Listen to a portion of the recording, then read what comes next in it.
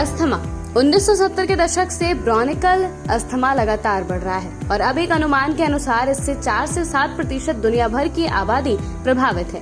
Paediatric asthma बच्चों की सबसे आम क्रॉनिक बीमारियों में से एक है। ये सांस से जुड़ी बीमारी है जिसमें बच्चों के लंग्स में सांस की नलियों में सूजन आ जाती है और सक्रिय होने की वजह से हवा पास नहीं कर पाती। हमारे देश में ही करीब 7.9% बच्चे इस बीमारी के शिकार हैं। अस्थमा जैसी सांस की बीमारियों को जितना ज्यादा जान पाएंगे उतना ही उससे बच्चे को बचा सकते हैं। सही समय पर इस बीमारी को पहचान कर इसका इलाज काफी संभव है। कुछ लोग अस्थमा को लेकर कंफ्यूज भी रहते हैं, इसलिए इस बीमारी को ठीक तरह से जानकर बच्चे को इससे बचा सकते हैं। क्योंकि अस्थमा पीड़ित करीब 80% बच्चों में इसके लक्षण 6 साल तक की उम्र में ही नजर आ जाते हैं। आज इसी पर बात करते हैं और विशेषज्ञ से जानते हैं कि आखिर बच्चों को इस बीमारी से कैसे बचाया जा सकता है। विशेषज्ञ के रूप में आरोग्य इंडिया प्लेटफॉर्म से जुड़े हैं डॉक्टर संजय निरंजन। उन्हीं से जानते हैं कि आखिर बच्चों में ये बीमारी किस तरह से पैर पसारती है, इसका इलाज क्या है, कैसे इससे बचा जा सकता है, अस्थमा से जुड़ी कौन कौन सी भ्रांतियां समाज में फैली हैं। इन सभी की जानकारियां डॉक्टर संजय निरंजन से ही लेते हैं। जैसे अस्थमा एक सांस की बीमारी है, बड़ों में बच्चों में दोनों में होती है और इसके लक्षण में खांसी होने से लेकर सांस फूलना, ऑक्सीजन की कमी होना, इसमें भी एक रेंज होती है। किसी को हल्का है, किसी को ज्यादा है, किसी को बहुत ही ज्यादा है कि ऑक्सीजन की कमी हो जाए।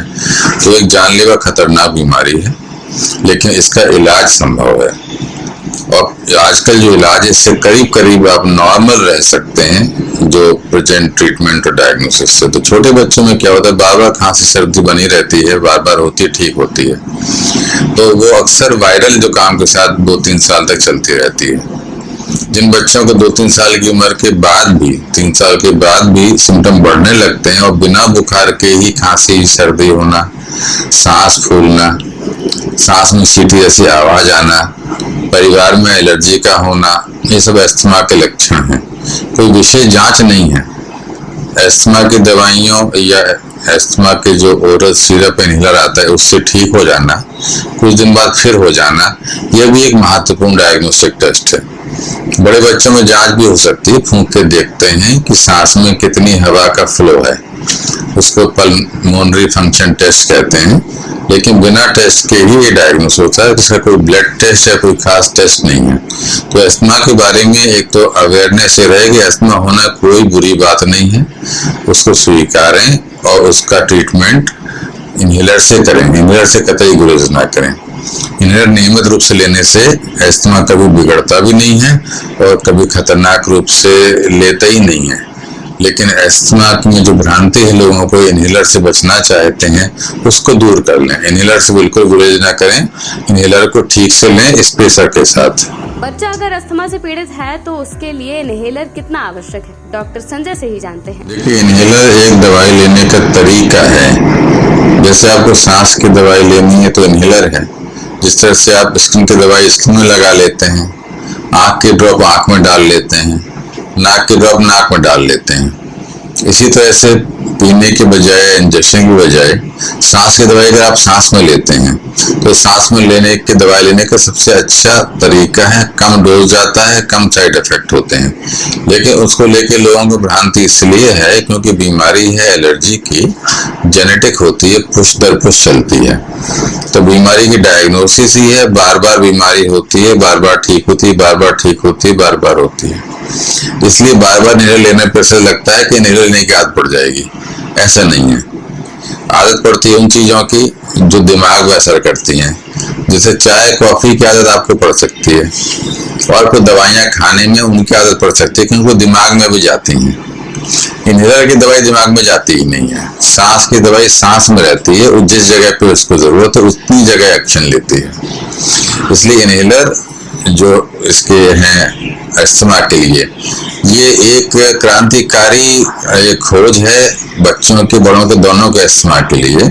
और उसमें बच्चे समझ लीजिए इतना ठीक रहते हैं, बड़े भी इतना ठीक रहते हैं कि एथलेटिक्स में, गेम्स में कुछ भी कर सकते हैं, स्विमिंग, सारी एक्सरसाइज, सब पढ़ाई, सब खेल कूद कर सकते हैं। ओलंपिक तक में अस्थमा के जो खिलाड़ी हैं, रोग से पीड़ित हैं अस्थमा से, वो बराबर ही रेशो है जो पब्लिक में है, उतने ही खिलाड़ी परसेंट ओलंपिक में है अस्थमा से, जो चाहे फुटबॉल हो चाहे क्रिकेट हो, कंट्रोल रहता है। अस्थमा से जूझ रहे मरीजों को अपने खान पान में क्या कुछ शामिल करना चाहिए, डॉक्टर संजय निरंजन से इस बारे में भी जानते हैं। अस्थमा में डाइट का परहेज ज्यादातर कोई परहेज करने की जरूरत नहीं होती है। तो अस्थमा में डाइट से रिलेटेड कोई चीज ऐसी नहीं है कि आप ना खा सकें, आप बिल्कुल सब खा सकते हैं, आइसक्रीम भी खा सकते हैं। तो सबसे खतरनाक चीज एक्सपोजर अस्थमा में वो है टोबैको स्मोक या टोबैको की स्मेल का। तो तंबाकू की महक, तम्बाकू का धुआं, बीड़ी सिगरेट का धुआं जो पैसिवली जाता है बच्चों को, बड़े स्मोक करते हैं लेकिन धुआं वातावरण में रहता है, कई लोग घरों में करते हैं, स्कूलों के आसपास स्मोकिंग होती है। तो बच्चों को उससे सबसे ज्यादा दिक्कत है। तो बच्चों के अस्थमा की खातिर हमारी अपील ये रहेगी पब्लिक से, सरकार से भी, कि तंबाकू इंडस्ट्री का लालच छोड़कर बच्चों को बेहतर भविष्य एनवायरनमेंट देने के लिए तंबाकू का प्रयोग कम करें। उसकी महक और सिगरेट बीड़ी का धुआं सबसे ज्यादा खतरनाक ये है। बाकी वातावरण का जो प्रदूषण है उससे भी बच के रहें, वो सब ट्रिगर करते हैं।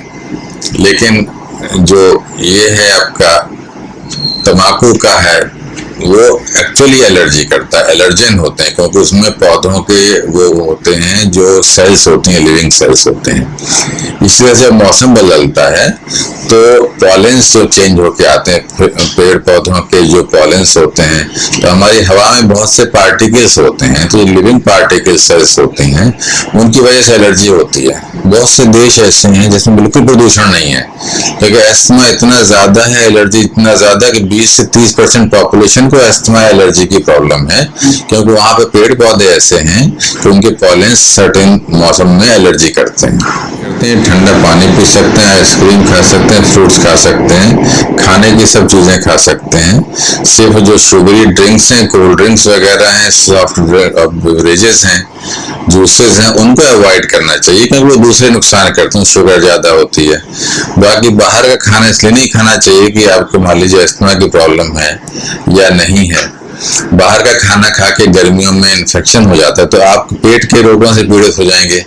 आपको जॉन्डिस हो जाए, टाइफाइड हो जाए या पेट खराब हो जाए, उल्टी दस्त की बीमारी गैस्ट्रोएंटेराइटिस कहते हैं। तो ये नुकसान है बाकी चीजों खाने से। और जंक फूड खाने से मोटापा हो सकता है और तमाम तरह के नुकसान हो सकते हैं। शुगरी ड्रिंक से मोटापा होगा तो डायबिटीज, शुगर वगैरह हो सकती है। अस्थमा बिगड़ सकता है मोटापे से। तो ठंडा गर्म खाने को ठंडा गर्म ना समझें। ऐसी ही तमाम जानकारियों के लिए आज ही लाइक और सब्सक्राइब करें आरोग्य इंडिया।